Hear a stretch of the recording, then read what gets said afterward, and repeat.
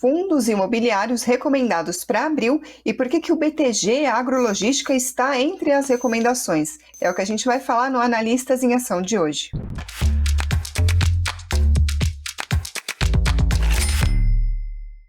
E eu estou mais uma vez com o analista José Falcão, da Nu Invest, para falar sobre fundos imobiliários. Tudo bem, José? Olá, Karina. Olá, pessoal. Vamos trazer as novidades da carteira Top FI para abril. É isso aí, mas antes da gente começar a falar de abril, vamos retroceder um pouquinho para fazer um panorama do que aconteceu com os fundos imobiliários em março, e aí sim, a partir dessa análise, a gente pode entender um pouco melhor quais são as perspectivas para abril, certo? Exatamente. E após 2 meses de baixa, com uma queda de 1,29% em fevereiro e quase 1% em janeiro, os fundos imobiliários se recuperaram em março, com o IFIX subindo 1,4%, e o cenário econômico turbinou ainda mais os dividendos dos fundos de papel, justamente pela pressão inflacionária e alta dos juros no mercado doméstico. E apesar dos FIIs de shopping serem os destaques do período, com maior valorização entre os segmentos de fundos imobiliários, mas o cenário ainda reforça os fundamentos dos fundos de papel, que investem em títulos de renda fixa, acompanhando a elevação dos juros e da inflação, conforme eu comentei, e foram aí também os maiores pagadores de dividendos. A média dos 10 FIIs que pagaram mais em março renderam em torno de 1,4% no mês. Então isso reforça ainda mais na nossa convicção de que os fundos de papel são os grandes destaques e devem ter aí um peso um pouco maior do que os demais segmentos nesse atual cenário de mercado. E quando a gente olha o retorno da carteira Top FI no período, em um mês de março foi um mês positivo, né, com o IFIX subindo 1,42%. A carteira tem um desempenho de 2,05 pontos percentuais acima da média de mercado. Então, acreditamos que dessa forma estamos com a carteira resiliente e na direção correta até aqui. Agora ela está na direção correta, mas para abril, você chegou a fazer alguma mudança diante aí do cenário que você mesmo está descrevendo? Sim, Karina. Para o mês de abril, fizemos 2 mudanças na carteira.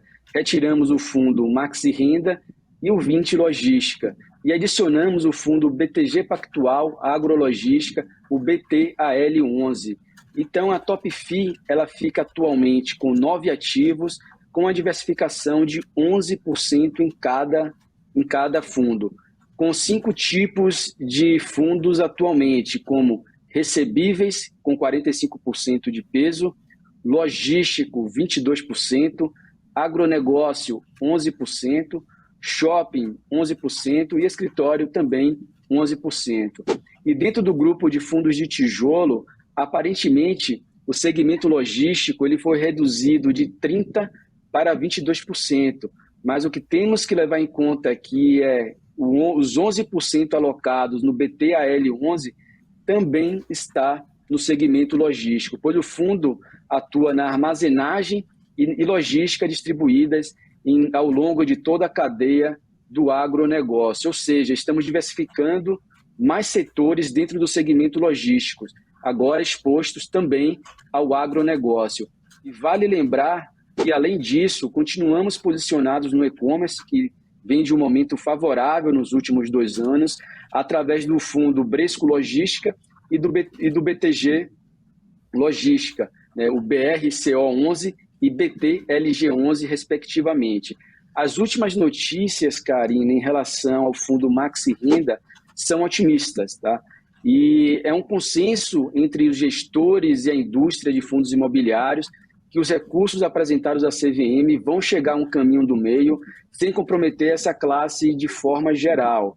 Mas, para poupar os nossos clientes e investidores de um risco desnecessário nesse curto prazo, pois um fundo é protagonista do caso junto à CVM, resolvemos tirar o ativo da Top FI e distribuir esse percentual entre os demais fundos de papel e de tijolo que estão na nossa carteira. E conforme eu falei, dessa forma ficamos com 9 ativos diversificados dentro do portfólio, com alocação percentual em torno de 11% em cada. Agora, José, você está explicando mais detalhadamente a retirada dos fundos que não estão mais na carteira, mas gostaria de ouvir também a sua análise um pouco mais detalhada sobre quem está entrando, né? Sobre o BTG Agrologística, no caso. Por que você escolheu esse fundo especificamente? Então, o BTG Pactual Agrologística, o BTAL11, é um fundo relativamente novo. O seu IPO foi em janeiro de 2021, porém, ele já tem um patrimônio líquido de 617 milhões. Não podemos considerá-lo um fundo enorme, mas também ele não é um fundo pequeno, já tem aí um patrimônio líquido relevante. E atualmente a sua carteira está bem diversificada, com 11 ativos, sendo 9 imóveis com capacidade de 450 mil toneladas e 2 CRIs, Certificado de Recebíveis Imobiliários, com garantia real de imóveis do agronegócio. Dentro do fundo, né, desses 9 imóveis e 2 CRIs na carteira, está diversificado em alguns segmentos que é muito interessante também e que, por conta disso, reduz o risco para o cotista.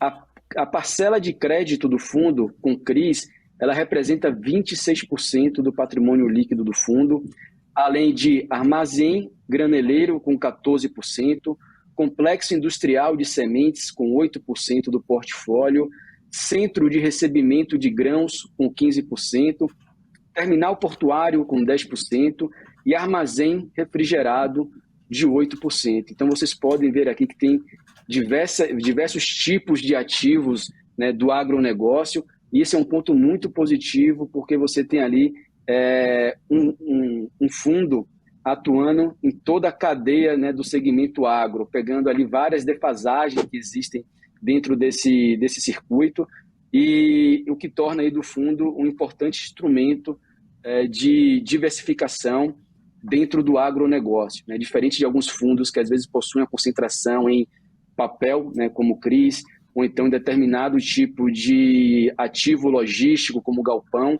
Esse fundo aqui ele possibilita essa diversificação em vários ativos diferentes dentro da cadeia do agronegócio.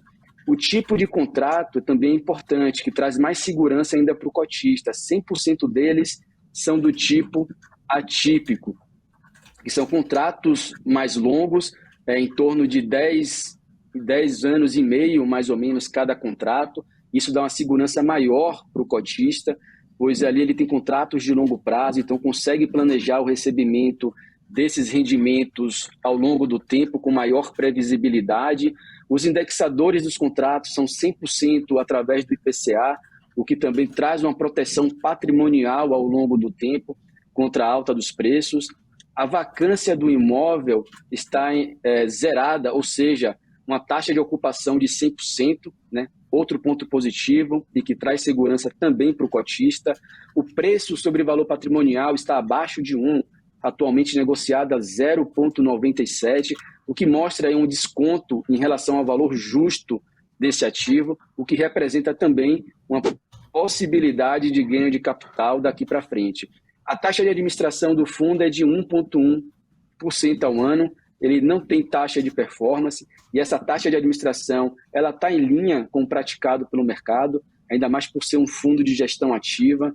Já é um fundo também com 20 mil cotistas, está em pleno crescimento.